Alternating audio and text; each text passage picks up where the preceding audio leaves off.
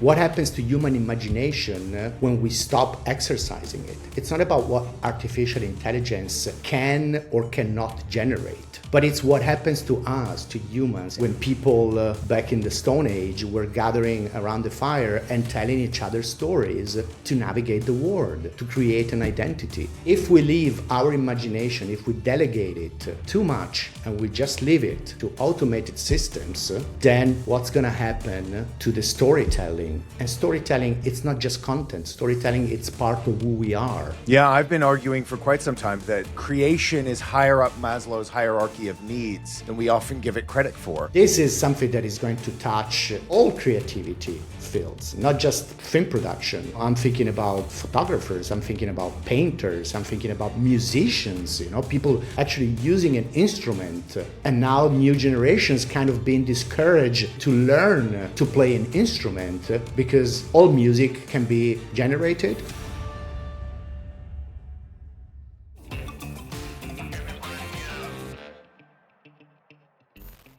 Marco Gentile, thank you so much for being on the podcast. Thank you very much, Orlando. It's actually my pleasure to be here. Well, I'm so excited to have you because you and I got in touch where you work with Dav, who we've also had on the podcast. You're a director repped by Magna Studios. Your work is so beautiful, so well framed. I mean, everything's impeccably shot. You're a clear craftsman, and it's very unique and exciting for me to have a creator on the podcast. So I'm very excited about that. So thank you. But secondarily, the reason that we're talking is because I'm giving a talk at the British Arrows in March, and it's about how AI and creativity is being used now. And you and I were put in touch because you've started giving this incredible talk about, it's called The Invisible Contract. And as I understand it, it's a wonderful talk that's a philosophical, anthropological, and artistic framework for anyone working in communication about the current relationship between artificial intelligence and creativity. And so we had a talk, and it was fascinating to hear the way you were talking about all this. And I'm really fascinated by the way artists are struggling and understanding the way technology and AI especially is generating, outputs. And so I really wanted to have you on the podcast to talk about it. And so I really appreciate you being here. Well, thank you so much. First of all, as I said before, Orlando, it's actually my pleasure to be here. And yes, when we were put in contact, actually a good friend of mine, Ian Pons-Jewell, put me in contact with you. The main reason I developed this talk, it's because, as you said, I'm a director. I've been working for almost 20 years, mostly in advertising. And I see the landscape, the production landscape, that it's changing so much and so quickly around us. And I was asked actually to talk about artificial intelligence, first and foremost as a storyteller, as somebody who has had a long time experience in the field, directing advertising, directing commercials mostly, all over the world with different companies in different markets for different brands. I thought, okay, how do we frame this new environment? How do we try to understand what's really happening in our business, and not just in our business, in general, in communication and on a broader level to our society, when artificial intelligence, generative artificial intelligence, is entering our lives, and how we as producers of meaning are able to use and to maintain our authorship and to take responsibility for what we are doing in relation to a big audience. I love what you just said, where your creativity is being a producer of meaning. I think that's really lovely. But just to summarize, you've called it the invisible contract, which obviously a reworking of Rousseau's notion of the the social contract, that we all live in as society, but that there's this secondary invisible contract between the creator and the viewer. And the core idea seems to be that storytelling has always been relational, that there's a sort of unspoken agreement between the creator and the audience that's about intention, it's about presence, it's about responsibility and taste. And your concern isn't really about AI capability, it's about what happens to that relationship between the creator and the audience when imagination, memory, and execution start being delegated to systems. Is that a fair summary of your framework? It's actually a perfect summary of my framework. Thrilled, because in communication, I was worried that you would say, "Absolutely, that's a complete bastardization." That's not what I said. No. It is exactly what you said. In communication, there is something that I call the invisible contract. When an audience, I give you an example, when an audience sits in a theater, they're not just watching images, they're entering into a relationship. They assume someone imagined this, they assume someone struggled with decisions, that there is an intent, that someone stands behind it. That contrast is built on authorship and responsibility. I'm asking an audience for something very precious. I'm asking for their time. We are asking for their time, okay? And sometimes when we ask for their time, maybe that time was not meant to be given in that moment. Why? Because especially in advertising, sometimes advertising comes unannounced, right? You're injecting yourself into something I am consuming, and you're asking me to give you my separate attention, and that's why so many people dislike advertising. It's getting in the way of the thing I'm really consuming. Exactly, but advertising is also something that we decide that it's part of our cultural conversation in the moment when we take accountability for what we're saying with our messages in advertising. So when artificial intelligence enters the process, the question isn't, is this good or bad? The question is, who is accountable for the imagination behind it? So that's the main question for me. And it's interesting because there are presumably different invisible contracts depending on the piece of media. For example, if you're in a movie, part of the invisible contract is that you explain to me what's happening and you make it reasonably clear. If you're in a social media environment, you're consuming something that somebody has created, the social contract, the invisible contract is different. It's don't waste my time. Give me the most amount of information right up front to tell me why I should not swipe away. And that those invisible contracts are presumably different. Absolutely. They're completely different. But again, the main question, the question that is really attracting my attention, that's why I thought that I wanted to go deeper and explore from an anthropological rather than a technological point of view, the relationship between us and artificial intelligence is what happens to human imagination when we stop exercising it. It's not about what artificial intelligence can or cannot generate, but it's what happens to us, to humans. And this is a question that interests me very much as a creator. What happens to human imagination? Because human imagination, it's symbolic, and it's as I said before, we're producers of meaning, and it's created when we encounter some kind of friction into reality. It's created in an intersubjective space between me and you, between a community. When people back in the Stone Age were gathering around the fire and telling each other stories to navigate the world, to create an identity. If we're losing that, we're losing that sense of responsibility. We're losing that sense of consequence. If we leave our imagination, if we delegate it too much and we just leave it completely to automated systems, then what's going to happen to the storytelling, to the symbolic storytelling And storytelling, again, it's not just content. Storytelling, it's part of who we are. Yeah, I've been arguing for quite some time that creation is higher up Maslow's hierarchy of needs than we often give it credit for. We sort of have often thought of creativity as something that you do when you're done. When you're fat and happy and relaxed, then you can start creating. But I think it's much more fundamental to the human experience. We want to see our impact on the world.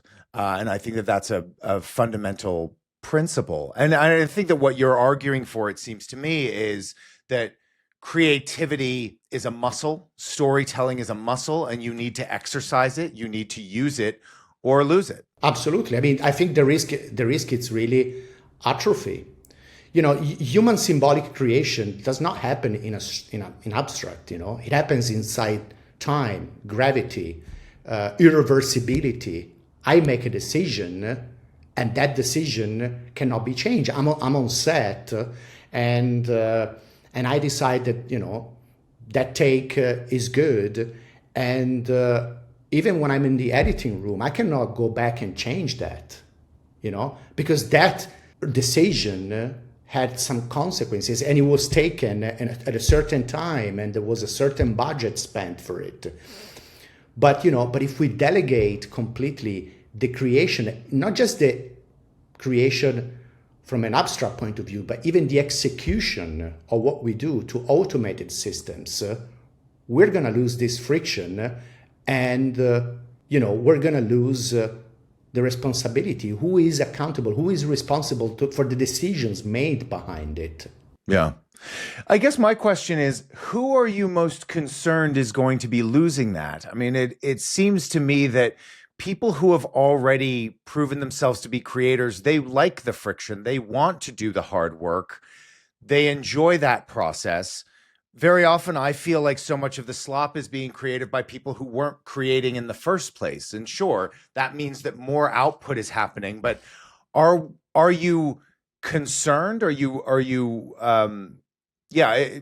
you concerned are going to, you know, have their creative muscle atrophy? Well, look, I think the concern is on two levels. The first level is obviously for the future generations, because, I mean, you know, we are, me, you know, we're used to use that muscle in a certain way because we never had the option to just, you know, let it sleep and use generative artificial intelligence for our lives. So the muscle is being trained and it's strong.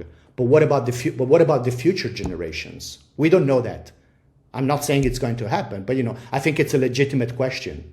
Second, the fear that big studios or big brands might start using these automated systems to try to be more efficient. Let me use this word, which means cutting costs, which means being faster, can hurt this muscle.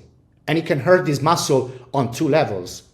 On the muscle itself, and of course having a huge impact on the society, with so many people who are actually, as you said before, they're very happy to do the hard work, you know, to be employed, to live inside that friction. Yeah, because I think that, you know, you make a very good point, is that at the end of the day, when I was at film school, I took a class about editing on old systems, and we saw a demonstration of gluing together film and running it through the old edit bay. We saw that. We understood the process. I have never once in my life, and I was an editor for, you know, a few years. That's how I started in my career.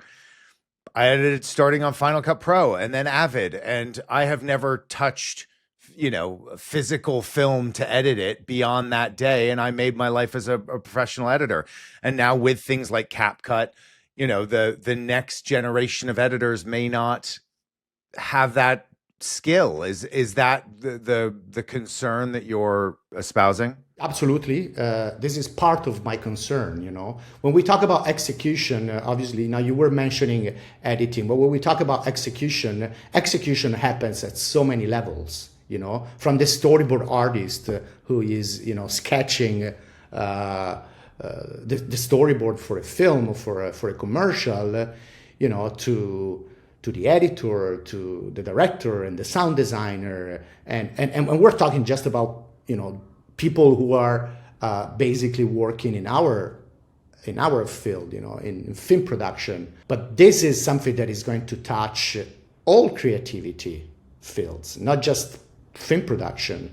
You know, I'm thinking about photographers, I'm thinking about painters, I'm thinking about musicians, you know, people actually using an instrument.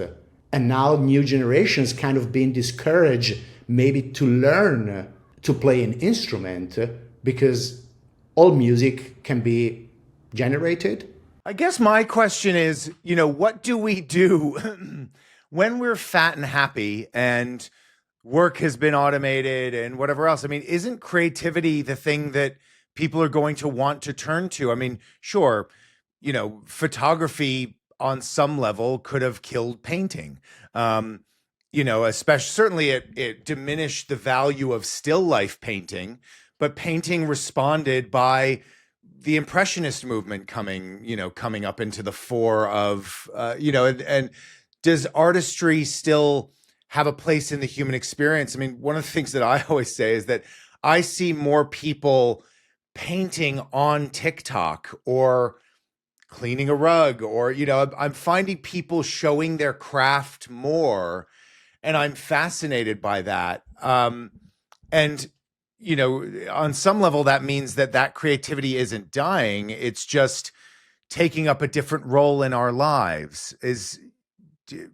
Does that have any merit at all in this place? Or do you think that there's some protection, I suppose? This technology, it's really different from any other technology. You were mentioning photography. You know, photography obviously used a very specific technology at the time, you know, about 160 years ago. But this technology has something ontologically different. This technology is generating. And it's kind of taking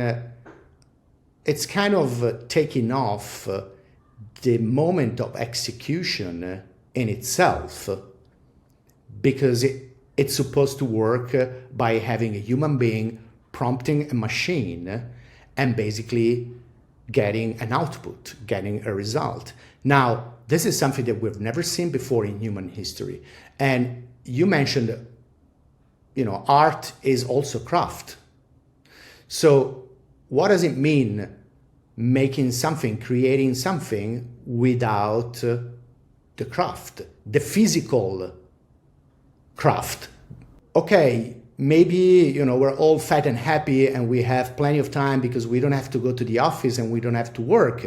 Well, that I don't know, because actually I was reading very recently an article talking about artificial intelligence, saying that on a corporate level, where they're using artificial intelligence, it's not actually improving the productivity. But you know, going back to our field, to the creative industry, I think that you know, if we do not have that moment where we are into the physicality of what we do, what we're gonna lose, it's our capability to make something that it's unique. Because generated content, it's scalable. I mean, you can produce as much as you want. But then what you lose behind it, it's the authorship.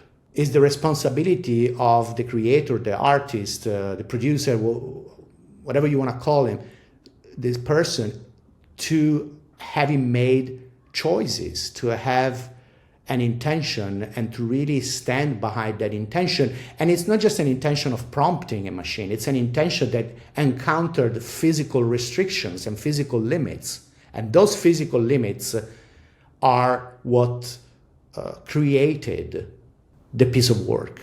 Yeah. It's funny. The obesity epidemic springs to mind. When you talk about the creativity being a muscle that atrophies, when it comes to obesity, we are at the mercy of incredibly powerful, smart companies that have researched the exact right crunch for a chip to be. They've perfectly mixed fat and salt and sugar so that we get into fugue states with our food. And obviously this is bad for us, but we're combating very, very smart organizations that have done lots of research that are literally trying to hack us. And now, from a creative standpoint, both from social media, but also the Creative Act, as you say, we're now dealing with a nearly infinite intelligence that's job is to kind of hook us. And so it's funny, I think there's this version of ourselves where we can just be automatons looking at content. And what you're saying is that we can also be automatons creating content.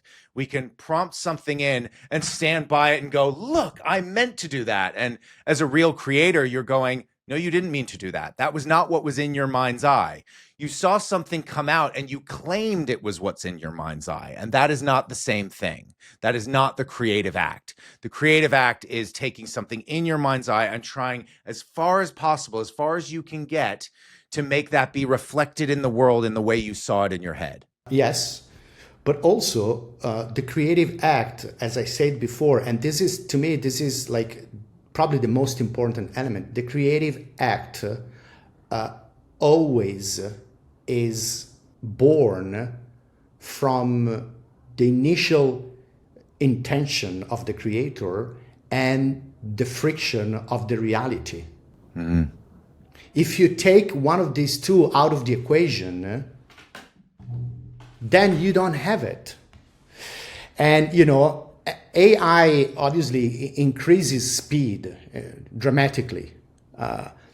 But speed and meaning operate on different timelines, Operational friction can be reduced, of course. I mean, you can generate whatever you want. But interpretative friction, that must be preserved. I'm not saying, AI is actually a really powerful tool. And, if we understand, if we have a framework, if we establish some principle to use it in a certain way, it can actually amplify our creativity. What moves faster, it's not necessarily automatically what resonates deeper. Well, I like what you said as well about the physical and realistic friction of creation, because the problem with my analogy that I just brought up was, sure, it's not in your mind's eye. It's possible to put what's in your mind's eye on a painting where you have full control. It's very difficult to do that. I mean, Christopher Nolan probably has the ability to say, give me whatever budget I want to create whatever's in my mind's eye, because he's developed that relationship with studios. Most people who are creating are doing the best with whatever's being presented to them. The location they could get was not the exact location that was in their mind's eye, and they're having to work around it on the day, or it was storyboarded one way and you go, well, I guess this could work if we frame it below so that the building looks bigger than it is, or the ability to work through the problems on the day. That friction, I often say as well, that haikus as a poetry medium are only interesting because of the way you have to contort yourself around the rules. And it's that friction that gives so much of the soul to so much creativity that we enjoy and helps us enjoy the process of making it. Absolutely. And that friction, as I said, it's real, if it's physical, but we also have a psychological friction. We have a psychological friction. I'll give you another example. Let's take a poet. The poet is not working with physical constraints, right? Because the poet is sitting. We all have this image of the poet like sitting on a beautiful mountain, watching nature like an incredible landscape and coming out with poetry. Now, is there friction there? Yes, I think there is a lot of friction there. Oh, yeah. The friction in that case, it's not a physical limit. It's not a constraint, a physical constraint, but there is friction inside the poet. It's a psychological friction. Oh, writer's block is very real. Both of my parents were writers, and I can tell you the days where they didn't write a thing, they were the most vexed they could possibly be. And theoretically, the brain is infinite. They could have written it. There were infinite possibilities, but the struggle of getting their story out, won some days, and it drove them crazy. Again, you just said something that I think it's extremely important. You just say, our brain is infinite, and I argued that actually it's not. And I argue that our brain lives in the causality of time, which is the condition of human beings. We are finite. We're not infinite. We are finite beings, and we have finite possibilities. And when we take one of these possibilities, when we take one of those paths, we make a very responsible choice. We show our intention. And that's what is in the invisible contract that I'm talking about. Whoever is on the other side knows that behind what they're watching, behind what they're experiencing, behind what they're listening, there was a person who somehow, based on their own frictions, whether they were physical, whether they were psychological. Even Christopher Nolan has a lot of friction, I'm sure. Yeah. Although, he has 250 million budget available to make his movies. But even a $250 million film has a lot of friction for the director, for the producers, for the actors, for everybody who is involved, because every time they're making a decision, every time they are taking responsibility for what they're doing.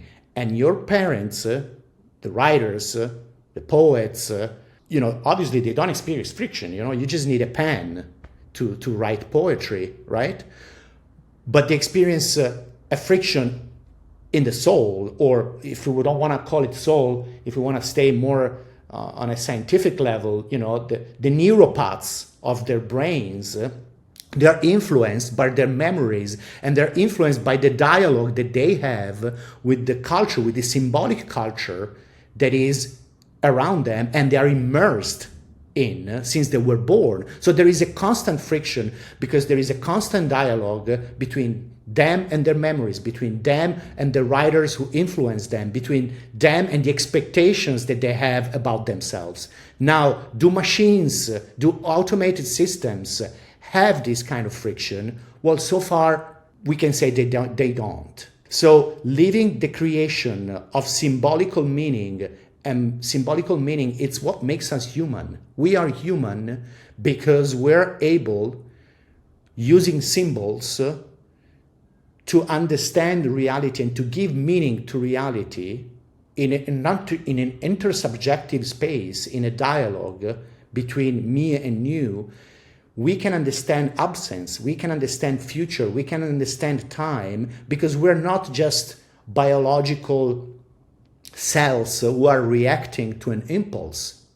Yeah. We have a pause between the impulse and what we think and how we react. And in that pause, it's where imagination is born. And that space is freedom. It's the only freedom we have. There is no other freedom. When I say that an infinite amount of generated content can risk to create atrophy in our brains, you can take it as an image of what can happen to the society, or you can take it even as something that can really happen to an individual.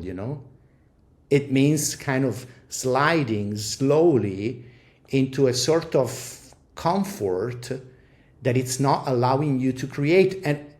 And when I say create, I do not mean, I think we all create. It's not just artists or creators or people who do it for work. Obviously for us it has an even bigger impact, because it's our job.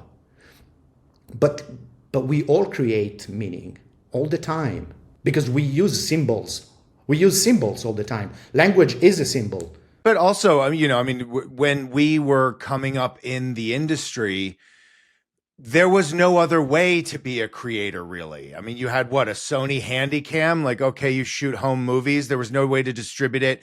There was only one game in town, and that game was either you got into an advertising agency that allowed you to shoot commercials, or you got into a film studio that allowed you to make films, or you privately financed some sort of film.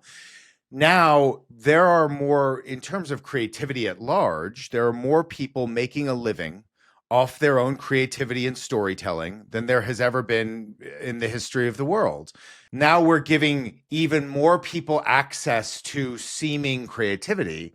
But yeah, it's happening at large. And we're also seeing a lot of people, I think that at the moment, we're seeing a lot of people who are technological leaders make these stories. We're not seeing a lot of storytellers. A lot of the storytellers who are already proven themselves to be good as storytellers are still operating in, largely without making end-to-end fully AI films.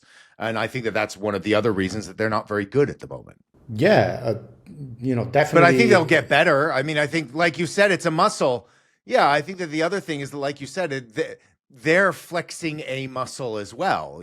Every time they create a piece of AI slop and it's no good and it doesn't get any views, they'll iterate and iterate and iterate until they hit something that works, and then they'll try to figure out why that works, and then they'll get better at making more of that, and they'll, and so they'll get better in flexing their muscle too in the new medium of, AI content distribution and content creation. Yeah, absolutely. But that is a matter of aesthetic. What I'm talking about here is ethic. It's not aesthetic. It's something a little bit different, because I'm sure the AI probably in 3, 4, 5, 10 years, I don't know, maybe even sooner than that, will be able to create. They can actually do it now already. I mean, I don't want to mention some of the softwares out there, but we all know them, and they can definitely create a really high level, polished aesthetic. But that's not what concerns me. What concerns me is what we keep human, how we preserve the human space. Because as I said before, I'm sure the generative artificial intelligence will reach a level that will be probably indistinguishable. But the problem is, are we stopping to negotiating meaning as human beings? Because that's the main question we need to answer. Within art or in general? In general. Well, I mean, I would argue that so many of the tech companies try to remove as much meaning as humanly possible.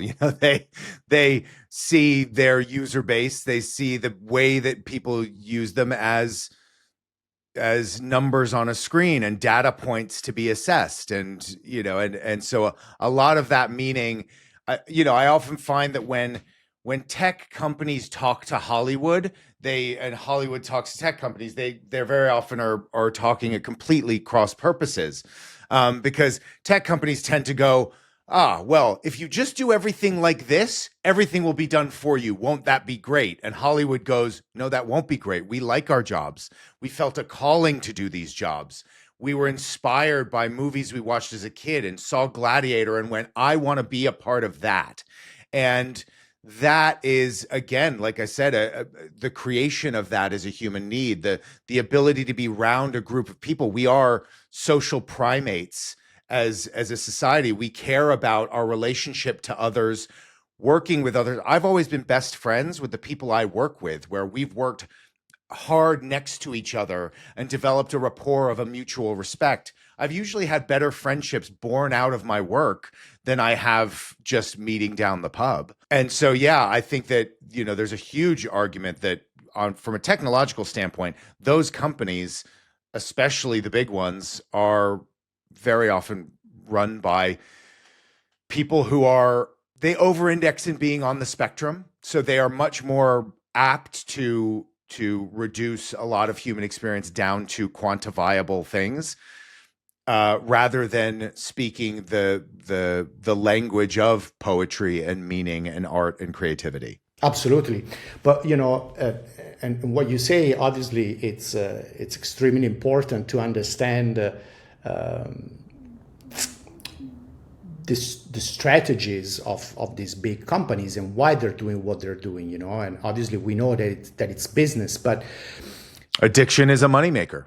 Addiction is a huge moneymaker, but when you say that they reduce everything to numbers and computational, well, artificial intelligence, as it's been developed in the last 15 years, it is statistical computation. It's not symbolic. Now, we are symbolic beings. We interpret our reality not based on computations, not based on statistic predictability. When we leave also the creation of our symbolic spaces, and when I say symbolic, I mean art, but I mean even language, I mean even, just basic communication. When we leave it to machines who are generating based on a principle that it's completely different from the human way of producing meaning and generating meaning, that's my question. What's going to happen to us as human beings? So that's why I'm saying it's an anthropological question, and it's way broader than just Hollywood or me being an advertising director or advertising agencies. It's something that touches a human faculty that it's fundamental to who we are. Are we really ready, and people are really aware of this? That's my question. Are people aware of the way automated systems work and create? Is artificial intelligence really intelligence? But again, that's not my question and my concern. There is a lot of debate about what is artificial intelligence, if general artificial intelligence will ever be achieved. But that's not my concern. My concern is what is natural intelligence and how do we preserve it? Because obviously artificial intelligence is here to stay, and we will have to live with this. There's no going back. But how do we establish, especially now, especially in this moment, a sort of governance so that invisible contract still matters? That the communication between two human beings still matters, and there is still trust and there is still hope, because that on the other side there is a human being and there is an intention. One of the ways it's easy to look through is very soon Apple will do an update that will allow you to have AI text your friend. And so if you are texting with your friend and you are using AI to text with your friend and they're using AI to text with you, you are no longer communicating with another human being. You are communicating through a separate intelligence. And it will likely have the impact of making us feel more disconnected from one another. Maybe there's some argument that, if I get overwhelmed by my friend texting too much and so I don't text, this will help me get back in then and maybe we meet up. I don't know. That's, I'm sure, the argument that the AI companies will make. But I think that what you're saying is that's a very simple and real connection problem. The two humans being separated now by something artificial in between. And what you're saying is art historically has been a way that human beings have connected and found meaning, and that there is something incredibly valuable and fundamental about the relationship between an artist and the person, not just a consumer, not just an audience member, but a person who is benefiting the most from that artistic expression. Undeniably, there are pieces, painted by Van Gogh and things that he's written that move me and have changed the way I think about things. If I see a Jackson Pollock, and Banksy is a good example, there is an impact there that does impact you in general and change the way you see the world. And if we remove that is worse for society. Is that a good summation of how important the relationship is between artist and audience? It's very good because it comes from your personal experience, from something that you physically felt inside yourself when you were exposed to a Jackson Pollock or to a Van Gogh, okay? But you know that behind that there was a person, an artist, who was very happy, who was very sad, who lived probably something very similar to what other millions of human beings have lived. It's just that their way to express it was extraordinarily beautiful, and it's able to become a universal message and to capture your attention, your heart, your emotions. That is the invisible contract. You know that Vincent van Gogh cut his ear off and went to a lot of trouble and a lot of pain, in order to produce what he produced. And probably, in that, it's also creating a connection between you and the artist. Oh, yeah. You might just like what he paints even without knowing it. But when you get to know his biography, when you get to know the type of friction he went through, that might even connect you even on a stronger level. Now we're talking about obviously high level sophistication art, but this is true for every type of communication. The example that you were mentioning about this new AI agent that is going to message your friend, that's a perfect example. Because when I am not messaging my friend, myself, because I feel overwhelmed, I'm actually refusing to be responsible. You're not being authentic.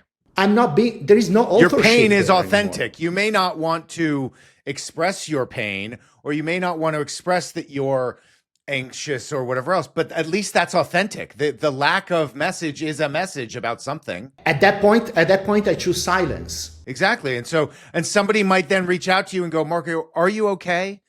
Because you've been silent. And now if we're already always communicating on our fakest level of what we want to be projecting into the world, we're not letting people into the reality. We're not people letting into the reality. And that is the risk.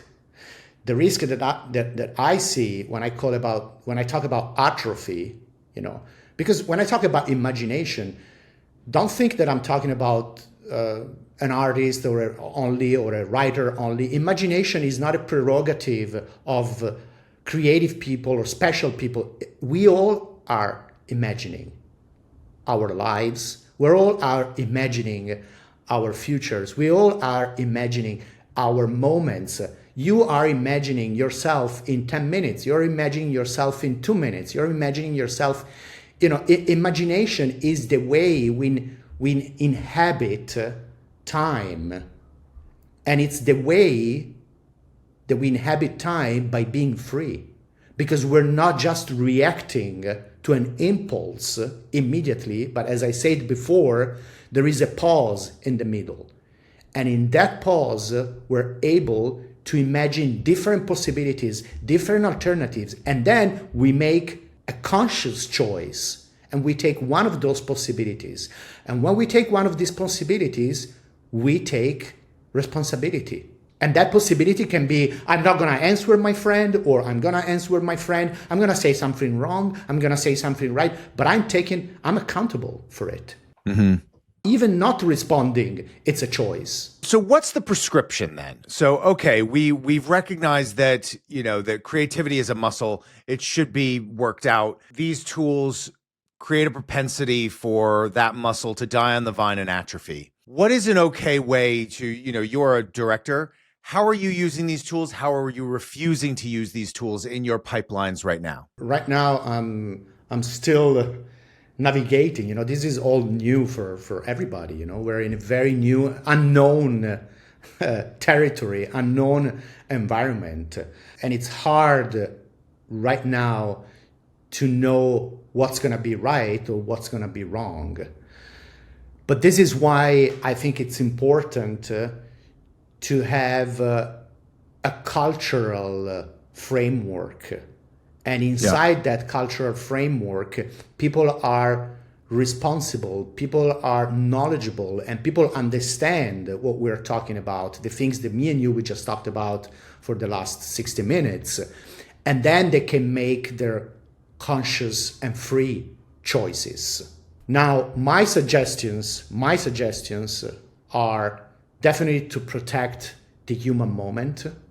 You know, not every stage of creation. There are some parts that can be automated, but not every stage of it, and definitely not the moments where meaning is decided, where the concept, the narrative intention, the symbolic direction of what I want to say, or what we want to say, that has to be human-led. Automation can support execution, but again, execution also, in my opinion, should stay and should remain human. And when I say should remain, I don't mean like 10%. Mostly should remain human. Definitely separating speed from meaning, you know, what I was saying before. Speed and meaning, they definitely operate on different levels, you know. Sure. Operational friction can be reduced, you know. Yeah. If there are ways, you know, like with every technology. I remember when 3D artists, flame artists appeared and started to work, but their work, they're using a tool. They are real artists. They're just using a tool that before was not available. Like a photographer is using the camera, and the camera was not available before. Like a director, I'm using a camera as well, and the camera was not available before. So before was theater, before there were other ways of interpret and represent and share reality with other human beings. But a tool is a tool. This technology is not just a tool, because if the technology can mediate your imagination so much, then where is the boundary? Where is the boundary? And also, we need to design a visible authorship. Yeah. You know, I mean, I think that, like, you know, we must have checkpoints, moments where we know that, okay, this is the direction, this is the meaning, and who is behind it? Who is taking responsibility for this? Because if the responsibility dilutes so much, that's very dangerous. Yeah. I mean, listen, I think that, like, for the most part, I feel like on a professional level, these tools are very bad at iteration and specific iteration. And when you look at modern post-production workflows, they're using these tools, but they're using them in if it's a 1,000-step process, they're using them at key points within that 1,000-step process. I think that, yes, we're seeing a lot of end-to-end creation, but I don't think it's yet happening at the professional level. I think that at the professional level, they're still being used as tools. They're generative tools, and they're being used in pre-viz, pre-production, storyboarding, you know, and all along that line.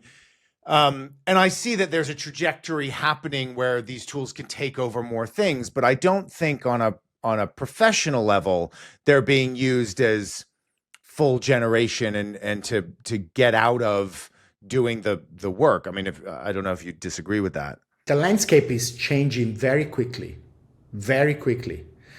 So it's really hard to say, okay, today we can just use artificial intelligence for pre-visualization but we don't know what's going to be in 3-4 months. So for me, the main point, it's not, okay, we're gonna, it's not gonna be that good. People are still gonna want to use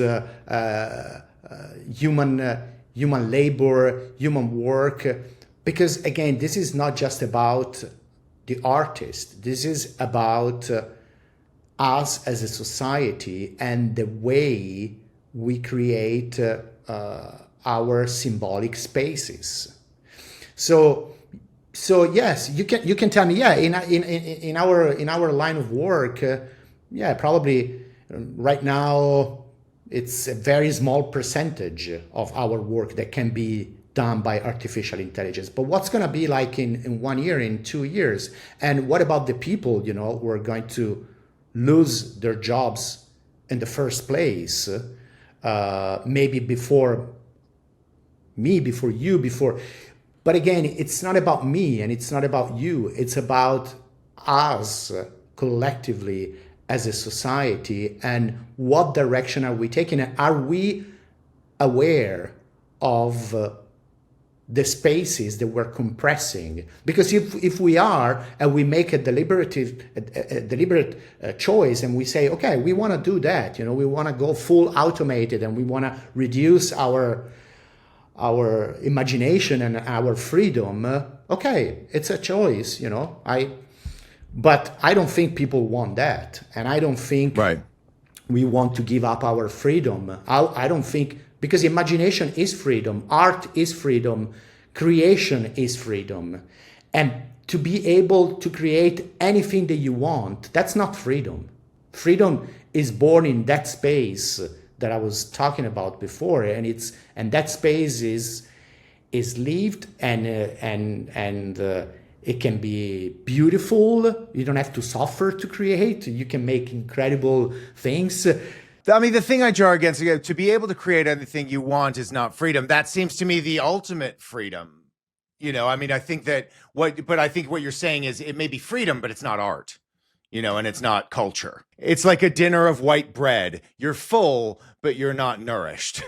You haven't had anything that actually nourishes you. Of course, but when I talk about freedom, I talk about the value of freedom. You can understand the value of freedom only if it's within some limits. If you had total freedom, 100%, you wouldn't even understand that you're free. Right. It would be without physics, without, I understand. So let's talk about implementing this then, so if you've got a cultural framework, how do you implement it, and how should artists and creators be interacting with their work in this new world? Is there a framework you're espousing, or a checklist, or how should they be acting, and how do you institute an artistic cultural framework? Yeah, I think we should have like creative governance. By whom, and instituted by whom? I think this is something that needs to be negotiated and discussed between professionals, people working in the industry first and foremost, and then also politics. Because some political choices will have an impact on how these resources are allocated, and how people can have some sort of protection for their authorship. For just take now all the lawsuits that a lot of artists, actors, painters, designers have filed against some of these big corporations. And what because they trained on their work. Course. Yeah. The copyright question, I think, is well worn ground, and I don't think we need to get into it. I guess what I'm trying to, you've proposed a cultural framework. You've said what is at risk if we don't ensure that artists and creators have some responsibility in their art to using these tools, and that then is the idea that it is a panel of guidelines led by this generation's or the previous generation's creators and artists to provide guardrails or rules for the new generation. Yeah, I think anybody can give their own contributions with ideas and opening up the discussion and the dialogue. The more we talk about it, the better it is, and the sooner we're gonna find a way to have these guardrails, to put them in place. I would say, more than having them, to put them in place. But I think again, it's up to each person. From my side, I'm actually working with some other artists right now to create a space and to have this space open, hopefully very soon, to whoever is interested in entering in it and giving them voice, and also to create, to have some outputs in order to talk to the society in its whole, and find new ways to face this issue. Because right now, what we see and what we hear is just a lot of hype or a lot of fear. And I think we need somehow a counter narrative where we can establish some principles, creative governance, the production level governance, data governance, the cultural governance, and it's just a matter of copyright. It's also like clarity on how you don't replace an entire department, or not hiding AI generated elements as purely human work, or clearly crediting structures, being transparent in communication with clients. The checklist goes on, and I think it's up to us as creators and individuals, as people who have been working in the industry for so many years, to talk about this, to open this space, and at one point to negotiate whatever the outcomes are with other authorities, with other spaces, whether it's politicians, whether it's corporations, but definitely all these points that I was mentioning, these are part of that checklist. That it's crucial, it's essential, I mean, without it, I think a lot of, especially for the young generations, there will be a lot of uncertainty and a lot of hope will be lost. And that's very sad. That's very sad. So, if we don't find a way to have these guardrails in place, maybe you're not going to have a lot of kids who want to go to film school or to learn and play violin or piano or any other instrument. You know what I'm saying? Because it's not a viable option. You can make a living out of it. Isn't there an argument that, right now there are arguably more people making a living out of their art than there has ever been before in history? Where? In the Western more people world. In the Western world. Well, I can't speak to the East. I don't live there, but I certainly, they also have YouTube. They also, YouTube monetizes, TikTok monetizes. I had somebody work for me who was a creator. When they met me, they were helping produce this podcast, and then she left because she was like, I'm making $10,000 a month from TikTok and Substack. I don't need this job anymore. And she was editing and producing the podcast. Both are creative. I know that they're not the same level of creativity, and I'm not arguing that they are, but she is now making a living based on doing something creative, filming herself doing things. That is a creative act. It's not a high-minded creative act. It's certainly not filmmaking, but she is filming something and building and paying her rent with that. Definitely, I will never think that there is a level of creation that is better and one that is worse. I mean, but okay, when I say the Western world, I didn't mean in relation to the East, to China, or no, I meant to the 4 billion people, 4 or 5 billion people who live on this planet, and they do not live out of what they create. I'm talking about the south of the world, which is actually very badly exploited at many other levels. But anyway, now going back to what you were saying, I think that these people that you're mentioning, the influencers, the people who are using social media and TikTok, that's not the use of generative artificial intelligence yet. That's not what I'm talking about here. What I'm talking about here what I'm talking about here is LLM, large language models, who are, or who are or who will be very soon able to generate, to create what we call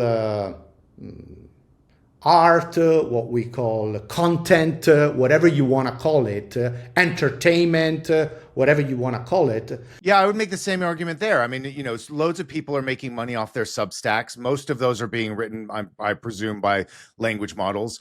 And the same creator conversation happens with, I was seeing somebody who was generating cat dance videos on YouTube that are getting 2 million full watches each time they upload a video.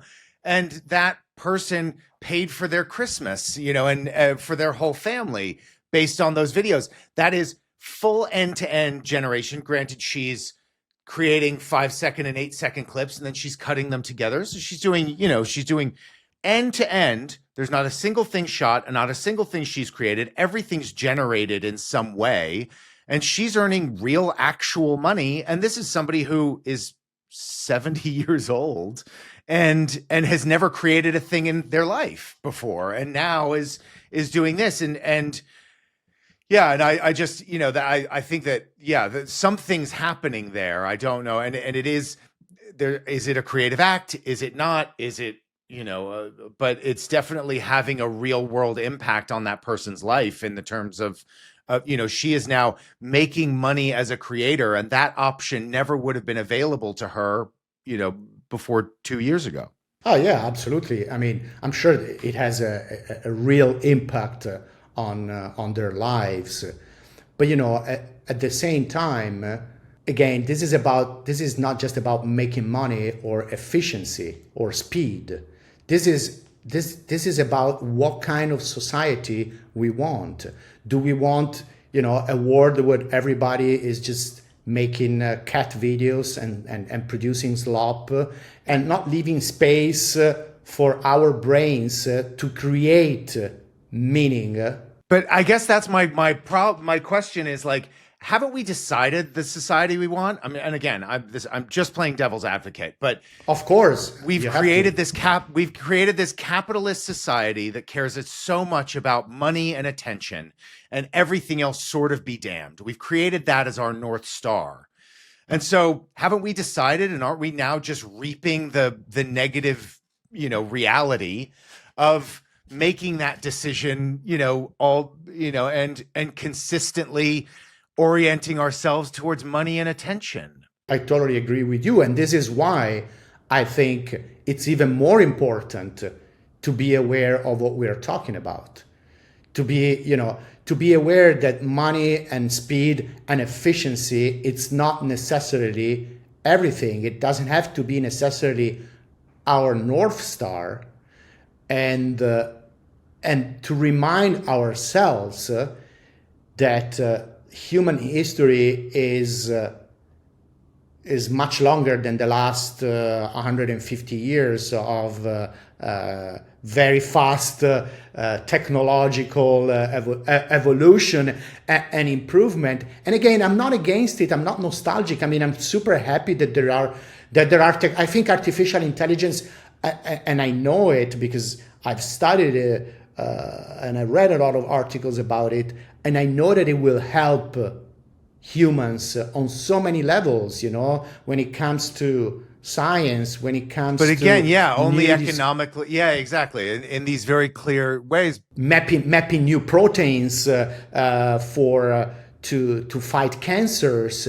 But at the same time, if we let large language models or in general automated system enter our symbolic spaces, our meaningful spaces, which is, and when I say symbolic, I mean just me and you talking, any conversation, if we let that happen, Of course, we're going to have millions of TikTok generated videos with cats, and they're going to be funny, and there is a goat jumping, and there is a horse singing, and I'm not saying it's not funny, and I'm not saying it's not enriching somebody. Somebody will make money out of it, but is it good? That's my question. I mean, is it good? Is it good to eat McDonald's every day? That's my question. I'm sure there are people making a lot of money with McDonald's. There are people working at McDonald's and employees, and I'm sure they make a decent salary every day. But is it good for us humans to eat McDonald's every day? That's my question. And, when it comes to something so fundamental, which is, again, and it's not about art, because what I'm talking about is broader. It's about the relationship between humans. And that relationship, it's based on an invisible contract that it's always there. I believe that you're telling me the truth. And I hope that you are telling me the truth. But I know that there is an intention there. That's a contract between us already. It's invisible, but I guess, Yeah, so I guess my question is, what is a powerful enough way so if the idea is for this framework to be able to fight back somehow against, or not against, but fight for, let's frame it positively, fight for the artistic act, the creative act, and, to inspire people, just like the fitness industry inspires people not to eat McDonald's, get up off their ass, flex your muscles, get out there, live a life, go on a hike, whatever those things are. What's a powerful enough institution, system, if there are these guardrails or these principles, how does one package them in such a way beyond your talk, I suppose? Obviously, I'd love for this to go viral and everybody goes to look at your talk, you become the face of this whole thing, and that's awesome. But what is that step, and what does that institution or that group look like? Is it the greatest artists in the world leading us? Is it an institution? What's powerful enough to fight back against all of the pressure that's pushing us towards AI being in between all of us rather than helping us connect? I think it doesn't exist yet. Mm-hmm. I think it's, we're in the early stages of this new big, huge wave. And I think a lot of people are kind of disoriented, or they're not really understanding what's really happening and how this technology works. So I think we need to create it. And again, I don't know if it's gonna be made of just people working in cinema or advertising or art in general or music. But I think it's time now to talk more and more about it, and to have our brains coming together and definitely find a form, find a way to have a sort of creative governance and clear human authority on this. And in my opinion, this will have to go through policymakers. We're talking about something that it's really big, and it's going to involve millions and millions of people. We're not trying to solve here the problems of a small company. And we can say, obviously, I think there are so many different ways to preserve the space of human imagination. As I said before, like in production, for example, conscious production level governance. What does it mean? It means, okay, we're not going to replace entire departments without disclosure. We're not hiding AI generated elements as purely human work. We're crediting the structures in the way they have to be credited. There is going to be a transparent communication with clients. But this is, there is no guide at the moment. Right now, it's all happening. It's all happening because, as I said, we are in the early stages. So none of that has been formalized. None of that has found a form, a shape I believe it's our responsibility as creators, as producers, as filmmakers, as artists, to come together, talk about this, and act. Yeah. Well, that's wonderful. I mean, Marco, thank you so much for chatting with me about this. It's a wonderful talk, and I know you're going to be giving it a lot more. I know you're also writing a book on this, so we'd love to have you back when your book launches. I'd love to talk to you more about this again. I think I think it's terrific what you're doing. I think you're absolutely right. We need, this is a conversation that needs to be happening so much more because there are real things at stake for the future.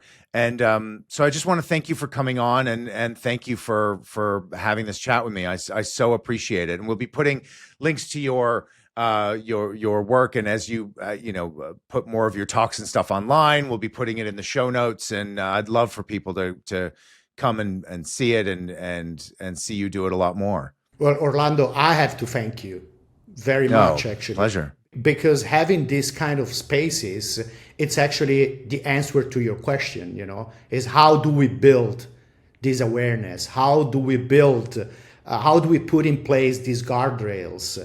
These conversations need to happen and need to have a platform, need to have spaces, and people who are willing to listen, to debate, and to have a conversation about this. This is very important. Again, it's about us, but it's not just about us. It's about our kids. It's about the future. I think it's about society as a whole. So yeah. I really thank you for this conversation, and it was a pleasure to be your guest. Oh, well, it's been so fun talking to you. I've really enjoyed this, and thank you for coming on. And again, I really would. The moment your book is out, let me know. We'd love to have you back. This has been a total blast. So thank you. I will. Thank you very much, Orlando. Have a good day. You too. Thanks so much, Marco.